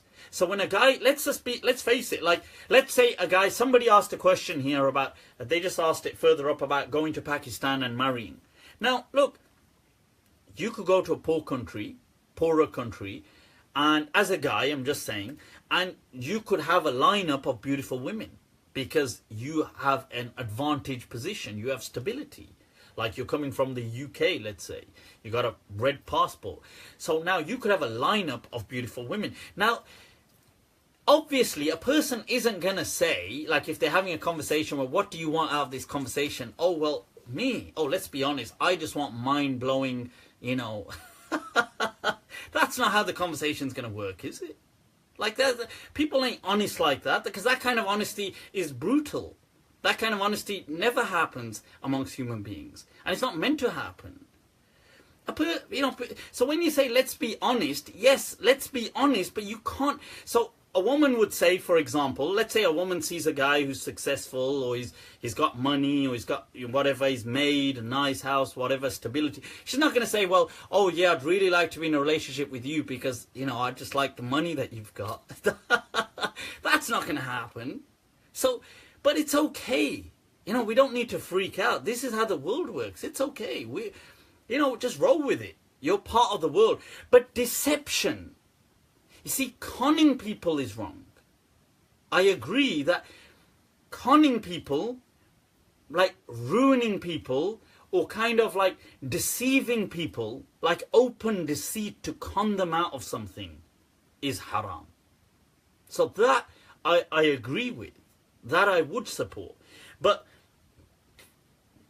when it comes to why you want a relationship with somebody and why they want it back with you, there will always be human interactions. I hope that's of some help. Let's move on to another question. Whew, god damn. So, right, other questions, people. Yeah, and nobody's going to say, I just want a passport. Exactly, that's my point. And I get that. I have, you know, like I'm just saying, if somebody went abroad and the other person's looking for a passport, I think there's nothing wrong in that. Because they're only looking out for themselves. Right, they're only looking out for themselves. Right, okay, now I'm taking some questions. Noor Taha. Feel free, if you've got any questions, post them. Let's see. If you've just joined, if you can like and share the live feed. Salam. A friend of mine doesn't believe in a hadith, as they say this was documented after the Prophet passed away. Hadith, and it's been transmitted. Errors could have occurred, unlike the Quran. Okay, Nazli, that's a good question. I think the question is that, do we accept hadith? Should we accept hadith? I think we should. Hadith, there has been an excellent job done in the preservation of hadith studies. However, it is not infallible. Okay, it is not infallible, but it is excellent. Right, so Adam's asked a good question. I'll just come to that in a moment. Okay, now,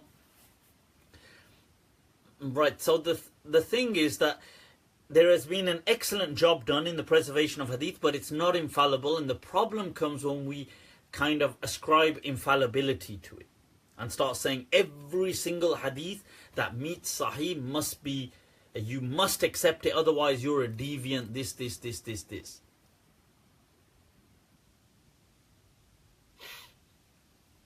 Yeah. Right, this is a good question there by Tony. Let me get to that. So, okay, so just to explain this part, okay, so the hadith, it has been, and I think Ibn Jawzi said it best when he said a hadith can be rejected if it contradicts reason, or if it contradicts transmission of the Quran, or if it contradicts the fundamental principles of Islam. Okay, so these three things. Right, Fatima saying, am I allowed to buy a pet pug? I have no idea what a pug is. I don't know what a pug is. Perhaps you can buy one. It's history, not... Right, so let's... Some of those questions, I'm forgetting them already. Right, what is the difference between what I said about marriage and mut'ah? Mut'ah was... You see... Mut'ah is simply... my understanding is mut'ah had no conditions whatsoever. And it was just very clear and self-terminating. So the marriage in this sense that I said is not self-terminating, and it has conditions. So it has things like you would have, as long as whatever takes place within your marital life, there will be rights that bind you both. There will be things like, I'm just saying, like inheritance laws would apply, child laws would apply, you would need witnesses, you would still meet the full measure. In mut'ah, my understanding is there was nothing, and so it was just guy and a girl. It's basically, my understanding is, I don't want to kind of make it sound, but I don't want to come off too kind of derogatory, but it was, it's just saying, look, okay, I'll give you this, but we're going to be together for the next 2 hours. How does that sound? And then I can quickly make it to the gym. Right, so so it's like that. So it had a set time and then it terminated. So you didn't have a choice in that. It would self-terminate. Now in a nikah, the contract doesn't self-terminate. So let's just say, as an example, let's say you got married to somebody and you weren't so much up for it. Let's say you thought that, okay, and this happens unfortunately in many parts of the world, they might marry somebody to just take revenge and stuff like this. It happens in a lot of countries like Pakistan.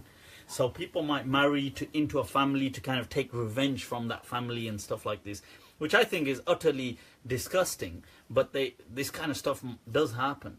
Now, it might be that somebody gets married, or they get married with the intention, I'm just going to divorce this person after, let's say, the next day. But when you meet with the person and hook up, the chemistry is so awesome. Right? See, this is the magic of oxytocin in the brain, people. It works wonders. People they swing into hippie mode. It's all about peace and love, and at that stage, so it could be that, you see, when you connect so powerfully with somebody, you think, wow, like, hell no, I don't ever want to leave this person. So this is what I'm saying. There is a big difference between something self-terminating without any choice. You don't get a choice in the matter. And it has no rights. So that was the difference. Next question by Tony. Oh, I thought it said Tony Soprano then. Tony Cipriani. That what is the case about wanting for yourself what you want for others? Yeah, this is an ideal that Islam has given us to aim for. To promote things like, altruism, altruistic behavior, but it's, in essence, every human being will always want for themselves. There's nothing wrong in that either. You see, there's a difference in greed and being self-centered.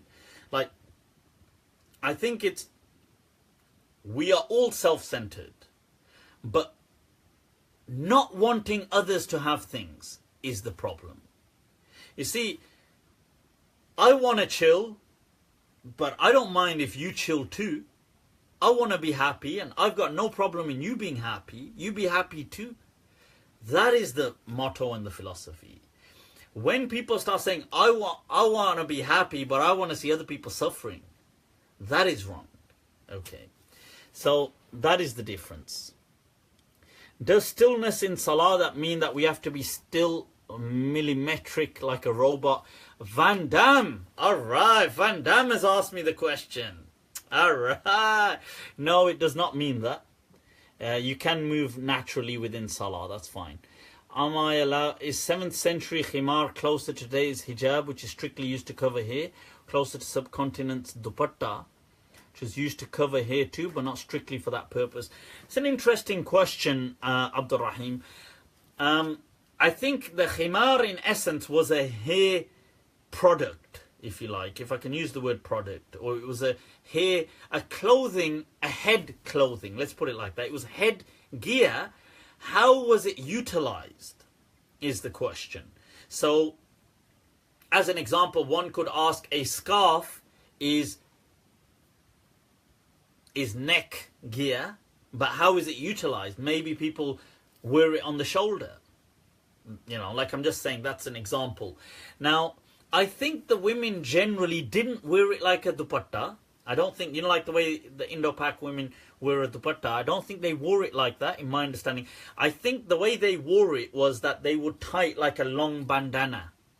That's my understanding of what I've read so far. I mean, I haven't specialized on the topic or anything, but my understanding is they would tie it like a long bandana and it would just hang down really long like that. And you have to remember, Arabia was a very dusty, kind of sandy society. There would be a lot of these kind of things. There would be sandstorms, stuff like this. So even men would travel like that with the niqab and stuff like this. But when the women dresses would just have a long slit, that would have a long kind of like a, it would reveal kind of cleavage and stuff like this, the way they wore their normal dresses. So they didn't have things like buttons back then. So obviously, if they're just dressed like that, and if they're moving around and everything, you could see right through. So this is why the Quran said, bring that forward and kind of cover this. So that was what the Quran primarily addresses. Technically speaking, the Quran doesn't address the covering of the hair directly, but it could be kind of inferred through that, but it's not directly addressing that. And the term hijab never meant what it means today, and this is a very modern usage of this term hijab. And in my understanding, it's only, I think, it's probably since the last century or since like colonial times that the term hijab, even throughout the Arab world, has started to mean this. Otherwise, hijab never meant that. And I think that's interesting from a discourse analysis perspective. Right, okay, next. If you were never raised by your parents with love and affection, is it wrong for the child to have no connections with her parents? Kamran Mirza. Right, the thing is that I drink so much Pepsi Max, man, but I've cut down now a lot of it. Why is it that the things that are bad for you are so good to you? Like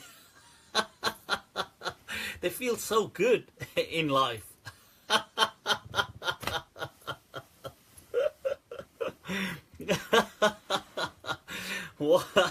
Why is that, huh? That's the real true conundrum of life. How did that work? Because if all you had to do in life was, I don't know, just avoid being a hermit and just don't eat cauliflower, it's awesome. But anyway, let's get a pit bull. Somebody's asking. It's a dog. Time box. Don't forget that refutation. You're keeping me awake for. Oh right. Oh okay. I'll come to the refutation. Yep, oxytocin. All right. Sorry, I'd realized the comments had frozen. I'm just moving them up.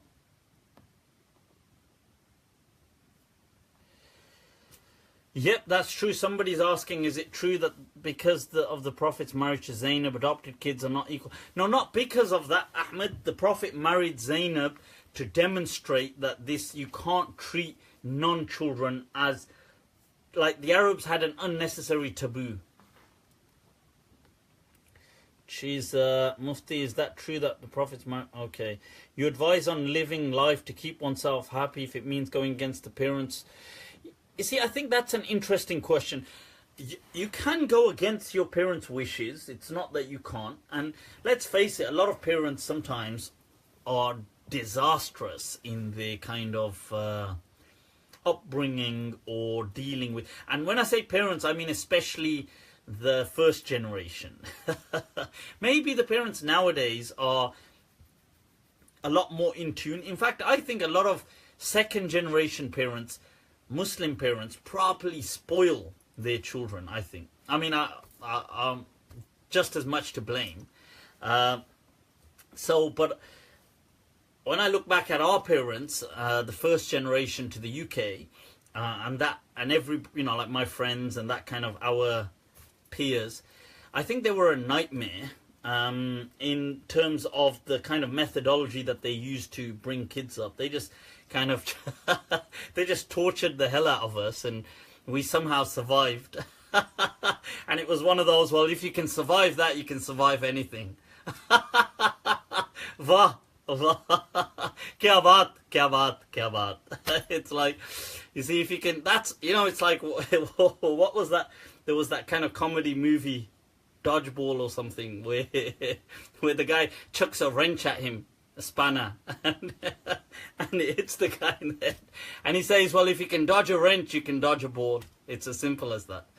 So I think our parents kind of brought us up in a way that, well, this is the worst that you can ever get hit with in life. Let me just beat the hell out of you and torture you like mad. And if you can survive this, you can survive everything. And so, hence we survived. So, I think as you grow older and you become independent, you can have that kind of respect towards your parents, and you ought to.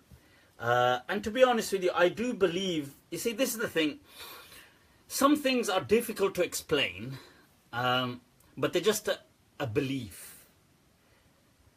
I do believe that by kind of being very helpful to your parents, by supporting them, especially in an older age. I don't mean as a kid, obviously. I mean, if you're a grown adult, a grown man, a grown woman, I feel that it is true that there's kind of like, so if you support them, as an example, whatever you're supporting them in, there will be an abundance, and it's difficult to explain how, but I feel this is experiential, I guess, and I can't argue for it beyond that, but that there will be an abundance of barakah coming back to you. So I do believe that, like, if you financially help your parents, that Allah will open the floodgates to you. You will see, you know, like, financial opportunities coming your way. You'll see all kinds of things coming from other. Maybe you can't draw a kind of rational link between them because they could just be coincidental. But I suppose you will see that happening. I'm serious. I actually personally feel this, and so that if you know, sometimes you're feeling, you know what, oh, like, yeah, let me help them with something, and you might be like, damn, but I'm struggling. Let's just say you think I'm struggling, and you might think, no, let me help them. And then all of a sudden, let's say what you had, you'll get 10 times, 15 times that all of a sudden through some one way or another. And I feel that these things they are coincidental. I do accept that, but I feel that this is the kind of barakah of serving and helping your parents in that way. So I do definitely advise, if you can, to be very helpful, especially in older age, as opposed to, I mean, when you're young, you know, it's like, I suppose you're, I suppose maybe they're still young as well, whilst you're young. As you get older and they're getting older, then I think that's an opportunity for you to kind of do something, and you'll see in turn, you'll see that Allah will in turn treat you like that. And I don't mean in a calmer way, but I mean in a way that open up, you know, barakah towards you, whatever barakah you may understand it to mean. But if life is very difficult, if they have made your life a misery and you can't come to terms with that, then I do feel you are excused in not maintaining those ties. I feel that you can do that, although if it's possible, then maybe maintain at least some link. But if you didn't, I would understand, and I think the Sharia does understand that. Okay? Right, so, right now, next question, people. Okay, so there's been, let me get to this refutation. Somebody said there's, right, okay. Alright, pay attention, people. What the hell? So there's been another refutation. Mufti, is Al-Azhar the most orthodox? Right, it is one of the orthodox kind of institutions. Right, now, okay. Somebody released another article yesterday against some answers that I've given previously on things like the signs before the apocalypse. signs before the Day of Judgment, the end of times. So these include things like the Mahdi, these include things like the second coming of Isa alayhi salam and stuff like this. Now, let me explain. So somebody's written a whole refutation once again, saying, oh look, this guy's lost the plot, which I can't argue with. I probably have lost the plot. And they're saying that, look, this guy's kind of, look, he's going against all of this and that and blah, blah, blah. But let me explain. Okay, look, I'm going to try to be as fair as possible. If we're going to be really fair, we must admit that, look, the concept of the Mahdi has not really been proven through any clear Sahih Sarih hadith. But I'm going to be fair, just listen, hear me out, because I haven't finished at this point. Isa alayhi salam coming again does appear in several Sahih hadith, and the Dajjal. Now, that said, most Muslims do, although the Mahdi isn't mentioned in any of the early Aqidah texts or anything like this, and some early scholars, not early but middle-ish kind of scholars like Ibn Khaldun did problematize the concept of the Mahdi and felt that we may have inherited it from the Shia. But otherwise, most Muslims, I'm going to be fair, most Muslims generally adopted these three things as beliefs. That there will be a Messiah towards the end of time, there will be, Jesus will come again, and there will be these kind of things. They did accept this. I'm not denying any of these things. I'm not denying this as a kind of descriptive phenomenon, that most Muslims did accept this. Not just Muslims, even Jews and Christians, they had very similar kind of beliefs. The Jews still await a Messiah. The Christians believe in an Antichrist. They believe in the Christ. Muslims had some confusion that, is Jesus supposed to be the Mahdi or is there another Mahdi? Now what's happened is, almost within the last 200 years, some scholars have started to re-examine this chapter, this whole section. And they took a very deep analytical kind of view at these things. And they began with, like, Mufti, he was a great Mufti of Egypt, Muhammad Abdul, in the 1800s, who kind of looks into this, and he kind of comes up with his understanding that this is not actually authentic, that this is not true. He is succeeded by his student, who is the Shaykh al-Azhar, who is the famous, attributes himself as the Salafi scholar, Rashid Rida, a Salafi, who concluded with the same ijtihad. He wrote in his tafsir, he expands on this, that this is not actually true. And Muslims seem to have taken these concepts in early times. This seems to, the Mahdi one they may have taken, they felt, from maybe the Shia or this general understanding of a Messiah. And the Jesus second coming, they felt there was some misunderstanding, or not misunderstanding, but the narrations, the Sahih Hadith, most likely were Israeliyat, that means from Jews and Christians, that got misrepresented as Islamic sources. And then people carried them on. And there are, by the way, other examples of stuff like this, where it does happen like that. Although not to do with Jesus, but in other examples where scholars will say, yes, this is a Sahih Hadith in Bukhari or Muslim, but most likely it's from the Israeliyat. So as an example, there's a hadith where the Prophet is saying, on the Monday God made this, on the Tuesday he made this, and it's like a spitting image of a verse out of the book of Genesis in the Bible. So many scholars in the past, Ibn Taymiyyah, this, that, all these people said that this is not, I don't care what you say, Mazari and other people, that this is not from the Sunnah, although it says the Prophet transmitted it, but this has been most likely mixed up from the Israeliyat. So Rashid Rida concluded with the same ijtihad. Right, now, then there was, after him, another great scholar of Al-Azhar, the Shaykh al-Azhar, Mustafa al-Maraghi. He follows this research up with his ijtihad, and he concludes with the same ijtihad. that this is not accurate, that this is a belief which it's not actually true and it doesn't stand its weight, or through reason, through the overall understanding of Islam. Why is such a thing not mentioned in the Quran? Why is, it no longer becomes faith, it becomes empirical data, that you see Jesus coming down, stuff like this. He's then followed by another great Shaykh al-Azhar, one of the grand Shaykh of al-Azhar after him, who is Shaykh Shaltut. Right, Shaykh Mahmud Shaltut. Now Shaykh Shaltut does his research and he concludes with the same conclusion. He says that, look, these things are not authentic. As in some have authentic isnad, but they don't make sense.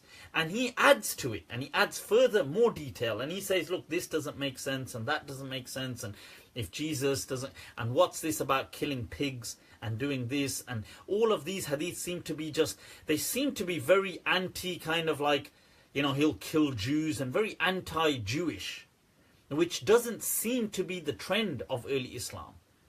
And so this is this is Shaykh Shaltut. Now, Alaykum salam, ahlan wa sahlan, right, those of you just tuning in, right, like, share and post your questions, inshallah, I'll come to them. He's then followed by the great Sheikh of Misr in the last century, Abu Zahra, who's an absolute legend and an ocean, who does his research and concludes with the same conclusion, that these things are not found. And he actually writes a book detailing that how did these Sahih Hadith then come into the Muslim tradition? Because the Mahdi was easy to answer, but this wasn't. And he concludes with the same thing. Meanwhile, people like Ibn Ashur, who is the great legend of Islam of the last century, he puts in his book Tahqiqat wa Anzar fil Quran wa Sunnah, he quotes in there, he has a section dedicated to the Mahdi where he problematizes the ahadith around the Mahdi. And then he says, look, all of these things to do with the end of times, the Ashratu Sa'a, contrary to what people before have said, he says that these are really nothing to do with Aqidah. They are not a matter of faith. They are Ma'arif Islamiyah, Islamic information. If you want to believe in it, you can. If you don't want to, you don't have to. That is Ibn Ashur, who is the Grand Mufti of the Malikiyah, and he was titled with Shaykh al-Islam in the 20th century. So, and he has a 30-volume tafsir on the Quran. It's up there, Tahrir wa Tanweer. So look, my understanding is in line with them. I'm not saying that you have to believe in what I'm saying. Of course not. I'm not saying Muslims never believed in Jesus coming again and there being a Messiah and there being this kind. They did. I accept that. But I also feel that we live in an age where there must be, once again, we need to have a critical, like not in a negative sense, but certain concepts need to be reviewed critically. We need to evaluate them with a fresh lens, in order for the faith to stand a chance in the 21st century. Because these concepts, in my understanding, will tear, like the faith won't be able to stand. Like when, you see, like you trying to say this today, that, oh, this is my belief, that I believe Jesus will just come out of the sky and everybody will just watch him and he'll come here and then what's he going to do? He's going to kill pigs. Like, why on earth is he going to kill pigs? That makes absolutely zero sense, why he's going to kill pigs. But he's going to kill all the pigs all of a sudden on earth. And then he's going to kill Jews. Like, I don't know why on earth he's going to kill Jews, but he's going to kill Jews then. And it's interesting. And so I just find this whole thing no longer Iman then. It's empirical data. And if something that amazing was going to happen, like a man descending from the sky, then why didn't God mention it in the Quran?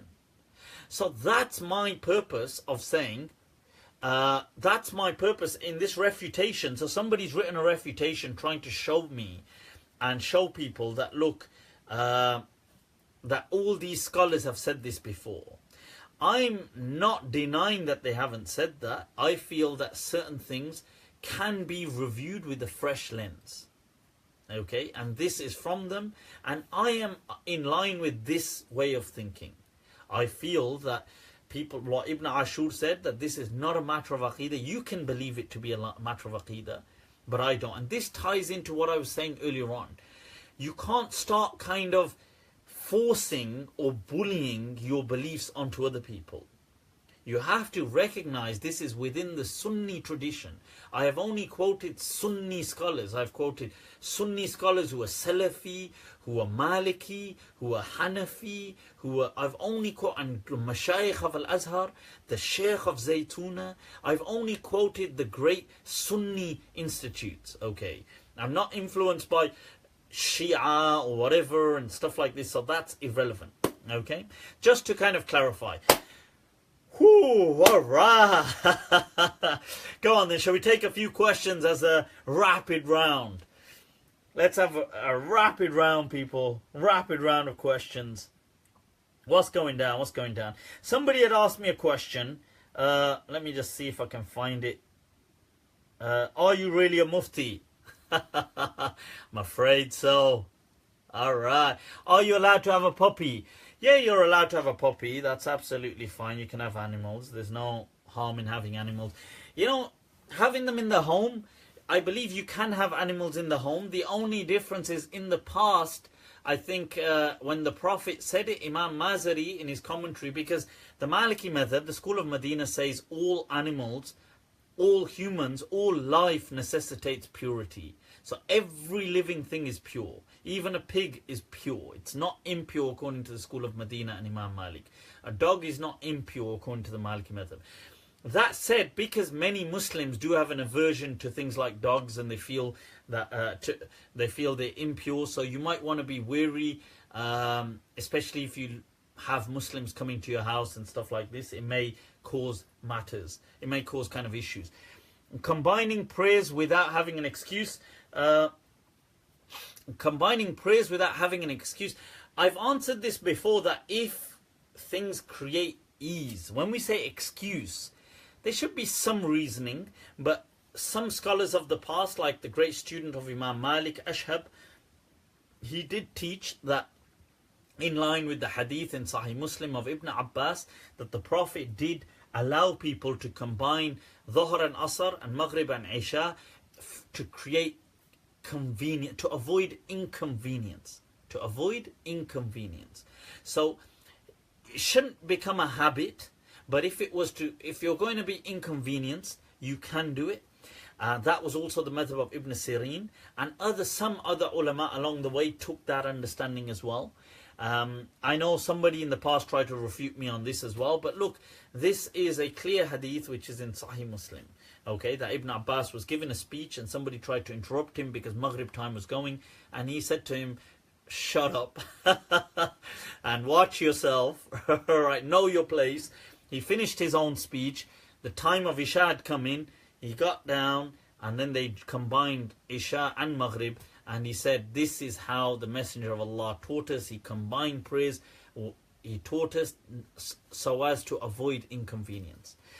Right, is kosher meat more halal than machine slaughter? I've answered that before. I don't think it's more halal, no. I think both are halal.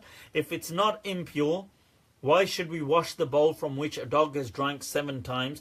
Adam, the Malikiyah have answered that in many different perspectives. My understanding is that it was because of, and Imam Mazari kind of says this without naming the disease, it was because most likely that the dogs had rabies, but they had some kind of disease in the time, so the Prophet said that. To wash the bowl 7 times, many of the madhabs don't accept that anyway. The Hanafi madhab does not stipulate 7 times. I would say what that means is just wash it for hygiene purposes. Okay. Why do all madhabs have different prayers? Did the Prophet pray in different ways? Yes, the Prophet prayed his salah with different actions, and the other madhabs have inherited that. Fatima is off to the pet shop. Ya salam. Awesome, awesome. What do you think about euthanasia? I answered this last time. I gave a detailed discussion on it. I would love and welcome the discussion on euthanasia.